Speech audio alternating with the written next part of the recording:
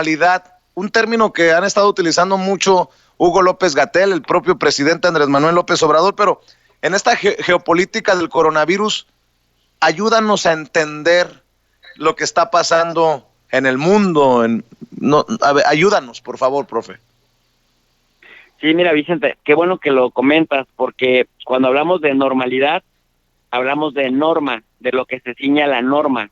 Entonces, cuando hablamos de la nueva normalidad, la norma hay que pensarla en dos aspectos: en el plano jurídico, la norma jurídica, y en el plano moral o en el plano social.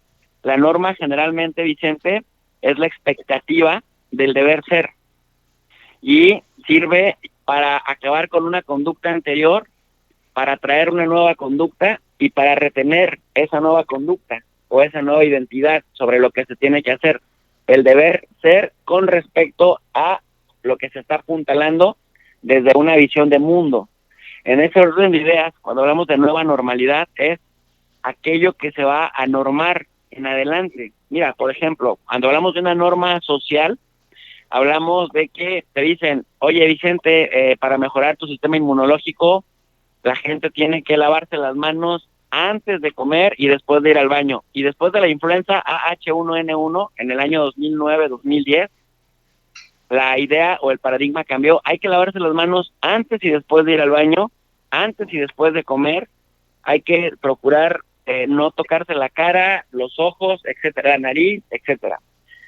Y en esta última década, esto lo fue internalizando parte de la sociedad, de tal suerte que ahora cuando llega esta, digamos, pandemia, la Organización Mundial de la Salud ayer estaba revisando sus manuales, Vicente, de monitoreo, las guías tecnológicas, etcétera, y una cosa en la que la Organización Mundial de la Salud hace mucha hincapié, que puede dañar muchísimo la época de la nueva normalidad, es la infodemia, ¿no? Es decir, la pandemia de mentiras que se ciernen en torno justamente a los efectos reales de la pandemia y a los daños que puede traerle a la sociedad el no actuar de acuerdo a los lineamientos que la misma Organización Mundial va sugiriendo a los países, porque la gente muchas de las veces no es irresponsable, o sea, la gente es responsable, pero no cree, y no cree en razón de que medios de comunicación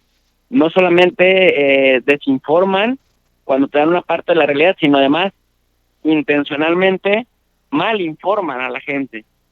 Entonces, decía la Organización Mundial de la Salud, la nueva normalidad segura para la gente va a ser muy complicada que se adopten nuevos patrones de conducta, porque la desinformación y la malinformación se han vuelto un peligro en la medida que se vuelve masiva y de que importantes sectores de las sociedades en el mundo la socializan y la internalizan.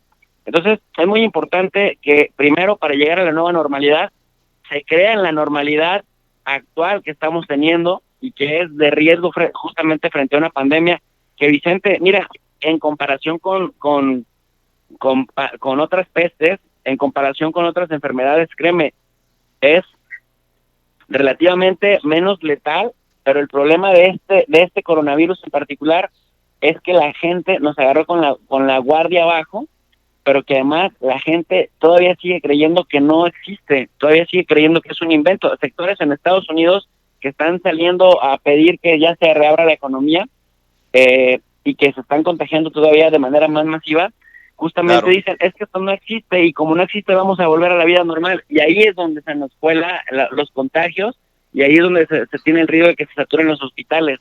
Por lo tanto, si no pensamos en nuestra normalidad actual, va a ser muy difícil que los efectos positivos de la nueva normalidad no sean familiarizados y además no sean internalizados, Vicente, para Sí. reducir el riesgo de lo que viene. Así es, profe. Oye,